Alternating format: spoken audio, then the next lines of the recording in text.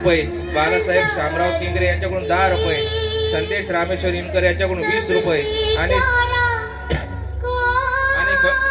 साई सेवक उकांडे यांच्याकडून 100 रुपयाचं बक्षीस,